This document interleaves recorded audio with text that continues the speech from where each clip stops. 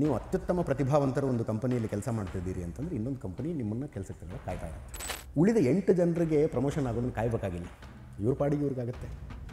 Salary appraisal ಅವ್ರದ್ದೇ ಬೇರೆ ಇವ್ರದ್ದೇ ಬೇರೆ ಆಗುತ್ತೆ ಇವರ ಪ್ರತಿಭೆಯ ಕಾರಣಕ್ಕೆ. ಇದು ಯಾವುದಾದ್ರೂ ಸರ್ಕಾರಿ ನೌಕರಿ ಆಗೋದಕ್ಕೆ ಸಾಧ್ಯನಾ? ನೀವು ಬಿಟ್ಟು ಹೋಗಬೇಡಿ ಅಂತ ಮನೆ ತನಕ ಬಂದು ಕನ್ವಿನ್ಸ್ ಮಾಡೋದು ನಾರಾಯಣ ಭರ್ಮನಿ ಥರದ ಪ್ರಕರಣದಲ್ಲಿ ಮಾತ್ರ. ಸರ್ಕಾರಿ ನೌಕರಿಲಿ ಬಂದರೆ ಬಂದ್ರಿ, ಹೋದರೆ ಅಷ್ಟೇ. ನೀವು ಸರ್ಕಾರ ನೌಕರಿ ನೇಮಕಾತಿ ಮಾಡ್ಕೊಳ್ಳೋ ತನಕ ನೀವೇನು ಮಾಡ್ತೀರಿ? ಕಷ್ಟ ಇದೆ ಸರ್ ಜೀವನ. ಯಾವುದೋ ಸ್ಕೂಲಲ್ಲಿ ಪಾಠ ಮಾಡ್ತಾರಂತೆ 6,000 ರೂಪಾಯಿ ಸಂಬಳ ಕೊಡ್ತಾರಂತ. ಅಂದರೆ ನಿಮ್ಮ ಇಡೀ ಯೌವನ ಹಾಳು ಮಾಡ್ಕೊಂಬಿಟ್ರೆ ನೀವು ಈ ಸರ್ಕಾರ ನಂಬ್ಕೊಂಡು. ಇವ್ರು ನೇಮಕಾತಿಗಾಗಿ ಕಾಲ್ ಫಾರ್ ಮಾಡ್ತಾರೆ, ನಮಗೊಂದು ನೌಕರಿ ಸಿಗುತ್ತೆ ಅಂತ ನಿಮ್ಮ ಇಡೀ ಯೌವನ ಹಾಳು ಮಾಡ್ಕೊಂಬಿಟ್ರಲ್ಲ, ಇನ್ನೇನು ಮಾಡಿದೆ?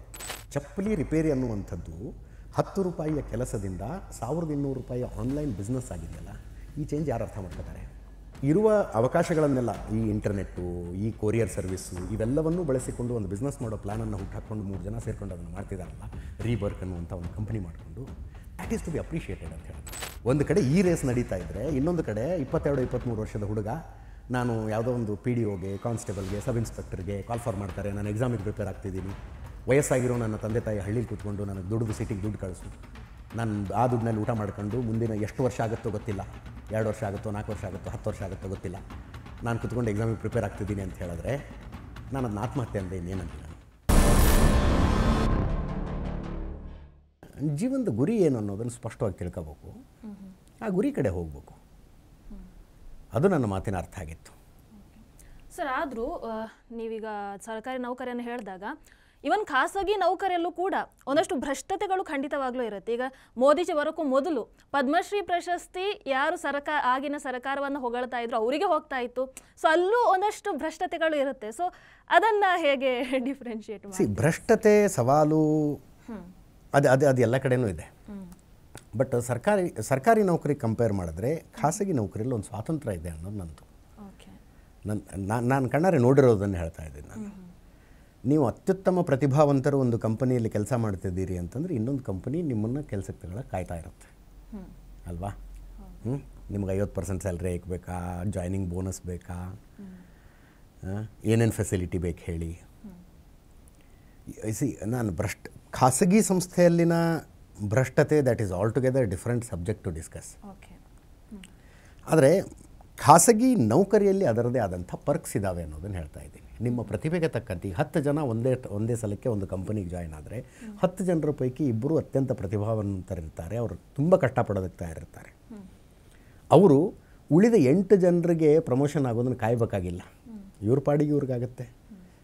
ಸ್ಯಾಲ್ರಿ ಅಪ್ರೈಸಲ್ ಅವ್ರದ್ದೇ ಬೇರೆ ಇವ್ರದ್ದೇ ಬೇರೆ ಆಗುತ್ತೆ ಇವರ ಪ್ರತಿಭೆಯ ಕಾರಣಕ್ಕೆ. ಆ 8 ಜನ ಐಡಲ್ ಡಕ್ ಆದರೂ ಕೂಡ ಈ ಇಬ್ಬರಿಗೆ ಬೇರೆ ಕಂಪನಿಗಳಿಂದ ಆಫರ್ಗಳಿರ್ತವೆ. ಅಲ್ಲಿಗೆ ಬರ್ತೀರಾ, ಇಲ್ಲಿಗೆ ಬರ್ತೀರಾ ಅಂತ. ಅಕಸ್ಮಾತ್ ಬಿಟ್ಟು ಹೋಗ್ತೀನಿ ಅಂದರೆ ಇದೇ ಕಂಪನಿಯಲ್ಲಿ ನಿಮ್ಗೆ ಇನ್ನೂ ಏನು ಕೊಡಬೇಕು ಹೇಳಿ, ಇಲ್ಲೇ ಉಳ್ಕೊಳ್ಳಿ ಅಂತ ಹೇಳ್ತಾರೆ. ಇದು ಯಾವುದಾದ್ರೂ ಸರ್ಕಾರಿ ನೌಕರಿ ಆಗೋದಕ್ಕೆ ಸಾಧ್ಯನಾ? ನೀವು ಬಿಟ್ಟು ಹೋಗಬೇಡಿ ಅಂತ ಮನೆ ತನಕ ಬಂದು ಕನ್ವಿನ್ಸ್ ಮಾಡೋದು ನಾರಾಯಣ ಭರ್ಮನಿ ಥರದ ಪ್ರಕರಣದಲ್ಲಿ ಮಾತ್ರ ಅಲ್ವಾ?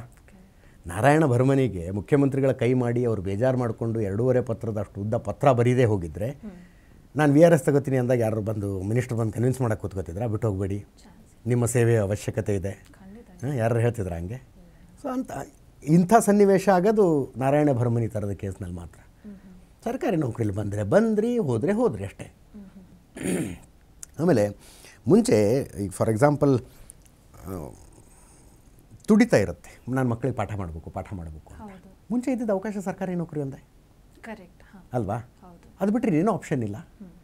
ಆವಾಗೊಂದು ಲೆಕ್ಕಾಚಾರ, ನಾನು TCH ಮಾಡ್ಕೊತೀನಿ, B.Ed ಮಾಡ್ಕೊತೀನಿ, ಅಥವಾ ಇನ್ನೂ ಏನೋ ಉನ್ನತ ವ್ಯಾಸಂಗ ಮಾಡಿ ನಾನು ಕಾಲೇಜ್ ಮಕ್ಕಳಿಗೆ ಪಾಠ ಮಾಡ್ತೀನಿ, ಹೈಸ್ಕೂಲ್ ಮಕ್ಕಳಿಗೆ ಪಾಠ ಮಾಡ್ತೀನಿ, ಪ್ರೈಮರಿ ಮಕ್ಕಳಿಗೆ ಪಾಠ ಮಾಡ್ತೀನಿ, ಆ ಮಕ್ಕಳ ಜೀವನ ಬದಲಿಸ್ತೀನಿ.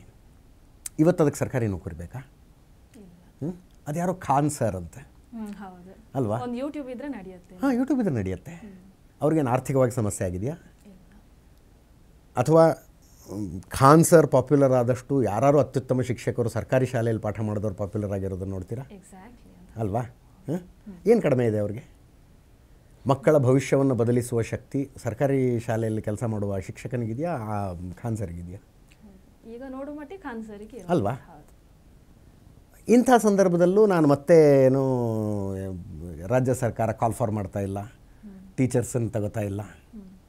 ನಮ್ಮ ಆಫೀಸಿಗೆ ಬಂದಿದ್ರಪ್ಪ ಒಂದು 7-8 ಜನ ಹುಡುಗರು, ಶಿಕ್ಷಕರ ನೇಮಕಾತಿ ಆಗಿಲ್ಲ, ಅಲ್ಲಿ ಅಷ್ಟು ಖಾಲಿ ಇದೆ, ಇಲ್ಲಿಷ್ಟು ಖಾಲಿ ಇದೆ, ಕಲ್ಯಾಣ ಕರ್ನಾಟಕದಲ್ಲಿ ಶಿಕ್ಷಕರ ಹುದ್ದೆಗಳ ಖಾಲಿ ಇದ್ದಾವೆ ಅಂತ. ಆಯ್ತು, ನಾನೇನು ಮಾಡಬೇಕು ಅಂತ ಕೇಳಿದೆ.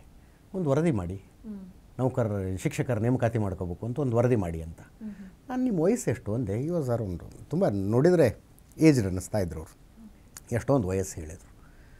ಆಯ್ತಪ್ಪ, ನೀವು ಸರ್ಕಾರ ನೌಕರರಿಗೆ ನೇಮಕಾತಿ ಮಾಡ್ಕೊಳ್ಳೋ ತನಕ ನೀವೇನು ಮಾಡ್ತೀರಿ ಅಂತ. ಕಷ್ಟ ಇದೆ ಸರ್ ಜೀವನ. ಯಾವುದೋ ಸ್ಕೂಲಲ್ಲಿ ಪಾಠ ಮಾಡ್ತಾರಂತೆ, 6,000 ರೂಪಾಯಿ ಸಂಬಳ ಕೊಡ್ತಾರಂತ ಅವ್ರಿಗೆ. ಅಂದರೆ ನಿಮ್ಮ ಇಡೀ ಯೌವನ ಹಾಳು ಮಾಡ್ಕೊಂಬಿಟ್ರ ನೀವು ಈ ಸರ್ಕಾರ ನಂಬ್ಕೊಂಡು. ಇವ್ರ ನೇಮಕಾತಿಗಾಗಿ ಕಾಲ್ ಫಾರ್ ಮಾಡ್ತಾರೆ, ನಮಗೊಂದು ನೌಕರಿ ಸಿಗುತ್ತೆ ಅಂತ.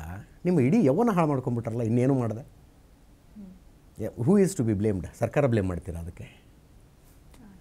ಬಟ್ ಆದರೂ ನೀವೀಗ ಸರ್ಕಾರಿ ನೌಕರಿ ಆತ್ಮಹತ್ಯೆಗೆ ಸಮಾನ ಅಂತ ಹೇಳಿದ್ರಿ. ಹಾಗಂತ ಖಾಸಗಿ ಕೆಲಸಕ್ಕೆ ಎಲ್ಲರೂ ಕೂಡ ಬನ್ನಿ ಅಂತ ಕರಿತೀರಾ ಸರ್? ಖಾಸಗಿ ಕೆಲಸ ಅಲ್ಲ. ಇವತ್ತಿನ ಜಗತ್ತಿನಲ್ಲಿ ಆಪ್ಷನ್ಗಳು ತುಂಬ ಇದ್ದಾವೆ. ಈ ಸಮಾಜಕ್ಕೆ ಬೇಕಾಗಿರೋದು dignity of labour. Dignity of labour. For example, ನಾನು ಈಗ ಚಪ್ಪಲಿ ಬಿಟ್ಟು ಒಳಗೆ ಬಂದೆ. ಬರ್ಕಿನ್ ಸ್ಟಾಕ್ ಅಂತ ಚಪ್ಪಲಿ ತಗೊಂಡೆ ನಾನು. 7,500 ರೇಟ್ ಇದೆ ಅದಕ್ಕೆ. ಅದು ತಗೊಂಡೊಂದು 3-4 ತಿಂಗಳಿಗೆ ಕೊಳೆ ಆಯಿತು. ಅದು ಕ್ಲೀನ್ ಮಾಡಬೇಕು. ಕ್ಲೀನ್ ಮಾಡೋದು ಹೇಗೆ ಗೊತ್ತಿಲ್ಲ. ನಾನು ಬರ್ಕಿನ್ ಸ್ಟಾಕದ್ದು ಇದು ಚೆಕ್ ಮಾಡಿದೆ ವೆಬ್ಸೈಟಲ್ಲಿ. ಅಲ್ಲೂ ಏನು ಆಪ್ಷನ್ ಇಲ್ಲ. ಗೂಗಲ್ ಮಾಡಿದೆ ಬರ್ಕಿನ್ ಸ್ಟಾಕ್ ಸರ್ವಿಸ್ ಅಂತ.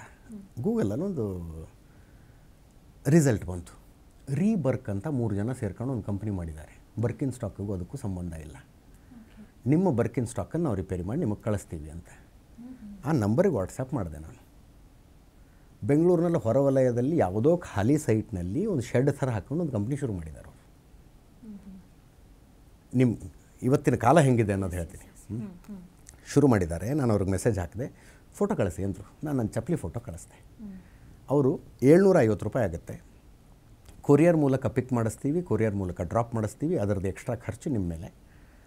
ಕ್ಲೀನ್ ಮಾಡುವಾಗ ರಿಪೇರಿ ಬಂದರೆ ಅದನ್ನು ಹೇಳ್ತೀವಿ, ಅದರದ್ದು ಎಕ್ಸ್ಟ್ರಾ ಖರ್ಚಾಗುತ್ತೆ ಅಂದರು.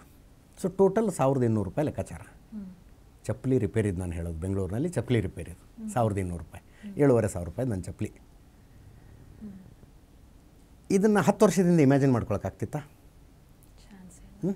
20 ವರ್ಷದ ಹಿಂದೆ ಚಪ್ಪಲಿ ಕಿತ್ತೋದ್ರೆ ಏನು ಮಾಡ್ತಿದ್ವಿ ನಾವು? ರೋಡ್ ಸೈಡ್ ಹೋಗಿ ಹುಡ್ಕೊಂಡು ಹೋಗ್ಬೇಕು. ಎಲ್ಲೋ ಚಪ್ಪಲಿ ರಿಪೇರಿ ಮಾಡೋನು ಇರ್ತಿದ್ದ, ಅವನ ಹತ್ರ ಚಪ್ಪಲಿ ಕೊಡಬೇಕು, ಅವ್ನು ರಿಪೇರಿ ಮಾಡಿಕೊಡ್ತಾನೆ. 5 ರೂಪಾಯಿನೋ 10 ರೂಪಾಯಿ ಅವನು ಕೊಟ್ಟು ಬರ್ತಿದ್ವಿ ಅಲ್ವಾ? ಚಪ್ಪಲಿ ರಿಪೇರಿ ಅನ್ನುವಂಥದ್ದು 10 ರೂಪಾಯಿಯ ಕೆಲಸದಿಂದ 1,200 ರೂಪಾಯಿಯ ಆನ್ಲೈನ್ ಬಿಸ್ನೆಸ್ ಆಗಿದೆಯಲ್ಲ. ಈ ಚೇಂಜ್ ಯಾರು ಅರ್ಥ ಮಾಡ್ಕೋತಾರೆ? ಆದರೆ 1,200 ರೂಪಾಯಿ ಚಪ್ಪಲಿ ರಿಪೇರಿ ಮಾಡಿ ತಗೊಳ್ಳೋ ಅವನಿಗೆ ಡಿಗ್ನಿಟಿ ಆಫ್ ಲೇಬರ್ ಕೊಡಬೇಕಾಗಿದೆ ಸಮಾಜ. He is doing A business ಅಲ್ವಾ? ಇರುವ ಅವಕಾಶಗಳನ್ನೆಲ್ಲ, ಈ ಇಂಟರ್ನೆಟ್ಟು, ಈ ಕೊರಿಯರ್ ಸರ್ವಿಸ್ಸು, ಇವೆಲ್ಲವನ್ನೂ ಬಳಸಿಕೊಂಡು ಒಂದು ಬಿಸ್ನೆಸ್ ಮಾಡೋ ಪ್ಲ್ಯಾನನ್ನು ಹುಟ್ಟಾಕ್ಕೊಂಡು 3 ಜನ ಸೇರಿಕೊಂಡು ಅದನ್ನು ಮಾಡ್ತಿದ್ದಾರಲ್ಲ, ರೀಬರ್ಕ್ ಅನ್ನುವಂಥ ಒಂದು ಕಂಪ್ನಿ ಮಾಡಿಕೊಂಡು. That is to be appreciated ಅಂತ ಹೇಳೋದು ನಾನು. ಅವನಿಗೆ ಅದೇ ಮಟ್ಟಿಗಿನ ಡಿಗ್ನಿಟಿ ಆಫ್ ಲೇಬರ್ ಬರಬೇಕು.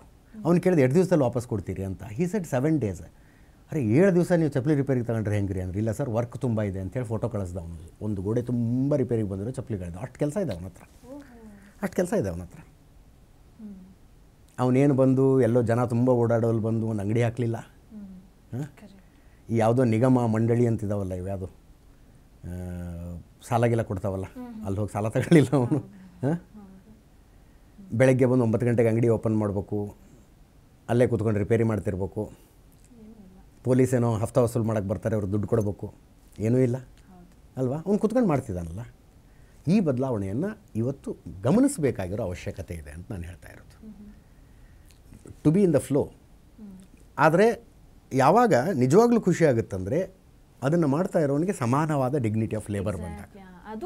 ಡಿಗ್ನಿಟಿ ಆಫ್ ಲೇಬರ್ ಬರಬೇಕು. ನಾನು ತುಂಬ ಕಡೆ ಹೇಳಿದ್ದೀನಿ. ಫಾರ್ ಎಕ್ಸಾಂಪಲ್, ಇವತ್ತು ಬೆಳಗ್ಗೆ ಪೇಪರ್ನಲ್ಲಿ ಸುದ್ದಿ, ಬೆಂಗಳೂರಿನಲ್ಲಿ 14,000 ಜನರಿಗೆ ಸ್ಟೇಟ್ ಕಮರ್ಷಿಯಲ್ ಟ್ಯಾಕ್ಸ್ನವರು ನೋಟಿಸ್ ಕೊಟ್ಟಿದ್ದಾರೆ. 14,000 ಜನರಿಗೆ. ಯಾಕೆ ಅಂದ್ರೆ 14,000 ಬೀದಿ ಬದಿ ವ್ಯಾಪಾರಸ್ಥರು, ಅವರೆಲ್ಲ ಸಣ್ಣ ಪುಟ್ಟ ವ್ಯಾಪಾರಸ್ಥರು. ಯಾಕೆ ಅಂದರೆ ಅವರು ಆನ್ಲೈನ್ ಪೇಮೆಂಟು, ಏನು ಫೋನ್ಪೇ, ಗೂಗಲ್ ಪೇ ಮೂಲಕ 1 ವರ್ಷಕ್ಕೆ 40 ಲಕ್ಷದ ಮೇಲೆ ದುಡ್ಡು ತಗೊಂಡಿದ್ದಾರೆ ಅವರು. ಬೆಂಗಳೂರಿನಲ್ಲಿ 14,000 ಬೀದಿ ಬದಿಯ ವ್ಯಾಪಾರಸ್ಥರು. ಯೋಚನೆ ಮಾಡಿ, 1 ವರ್ಷಕ್ಕೆ 40 ಲಕ್ಷಕ್ಕಿಂತ ಹೆಚ್ಚು ದುಡ್ಡನ್ನು ಅವರು ಫೋನ್ಪೇ, ಗೂಗಲ್ ಪೇನಲ್ಲಿ ತಗೊಂಡಿದ್ದಾರೆ ಅಂತ ನೋಟಿಸ್ ಕೊಟ್ಟಿದ್ದಾರೆ. ಅವ್ರಿಗೆ ನೀವೇನು ವ್ಯಾಪಾರ ಮಾಡ್ತೀರಿ ಅಂತ. ಒಂದು ಕಡೆ ಈ ರೇಸ್ ನಡೀತಾ ಇದ್ದರೆ, ಇನ್ನೊಂದು ಕಡೆ 22-23 ವರ್ಷದ ಹುಡುಗ, ನಾನು ಯಾವುದೋ ಒಂದು PDOಗೆ, ಕಾನ್ಸ್ಟೇಬಲ್ಗೆ, ಸಬ್ ಇನ್ಸ್ಪೆಕ್ಟರ್ಗೆ ಕಾಲ್ ಫಾರ್ ಮಾಡ್ತಾರೆ, ನಾನು ಎಕ್ಸಾಮಿಗೆ ಪ್ರಿಪೇರ್ ಆಗ್ತಿದ್ದೀನಿ, ವಯಸ್ಸಾಗಿರೋ ನನ್ನ ತಂದೆ ತಾಯಿ ಹಳ್ಳೀಲಿ ಕೂತ್ಕೊಂಡು ನನಗೆ ದುಡ್ದು ಸಿಟಿಗೆ ದುಡ್ಡು ಕಳಿಸು, ನಾನು ಆ ದುಡ್ಡಿನಲ್ಲಿ ಊಟ ಮಾಡ್ಕೊಂಡು ಮುಂದಿನ ಎಷ್ಟು ವರ್ಷ ಆಗುತ್ತೋ ಗೊತ್ತಿಲ್ಲ, 2 ವರ್ಷ ಆಗುತ್ತೋ 4 ವರ್ಷ ಆಗುತ್ತೋ 10 ವರ್ಷ ಆಗುತ್ತೋ ಗೊತ್ತಿಲ್ಲ, ನಾನು ಕೂತ್ಕೊಂಡು ಎಕ್ಸಾಮಿಗೆ ಪ್ರಿಪೇರ್ ಆಗ್ತಿದ್ದೀನಿ ಅಂತ ಹೇಳಿದ್ರೆ ನಾನು ಅದನ್ನ ಆತ್ಮಹತ್ಯೆ ಅಂದೆ, ಇನ್ನೇನನ್ನಲಿ ನಾನು. ಟಿವಿ ವಿಕ್ರಮ, ದೇಶ ನಿಮ್ಮ ಕೈಯಲ್ಲಿ. ಈ ಕಾರ್ಯಕ್ರಮ ನಿಮಗೆ ಇಷ್ಟ ಆಗಿದ್ದಲ್ಲಿ ಲೈಕ್, ಶೇರ್ ಹಾಗೂ ಕಮೆಂಟ್ ಮಾಡಿ.